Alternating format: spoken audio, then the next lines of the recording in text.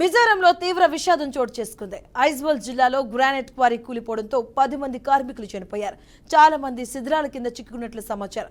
ఇక విషయం తెలుసుకున్న పోలీసులు, రెస్క్యూ అధికారులు ఘటనా స్థలానికి చేరుకుని సహాయక చర్యలు కొనసాగిస్తున్నారు. అయితే ఆ ప్రాంతంలో రెమాల్ తుఫాన్ ప్రభావంతో భారీ వర్షాలు కురుస్తూ ఉండడంతో సహాయక చర్యలకు ఆటంకం ఏర్పడిందని అధికారులు పేర్కొన్నారు.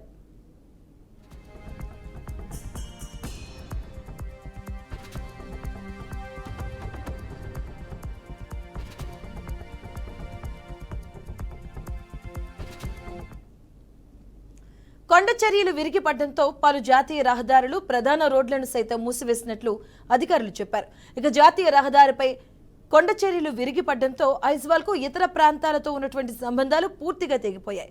ఇక మరో 2 రోజులు అస్సాం తదితర ఈశాన్య రాష్ట్రాల్లో భారీ వర్షాలు కురిసే ఛాన్స్ ఉందని భారత వాతావరణ శాఖ హెచ్చరించింది.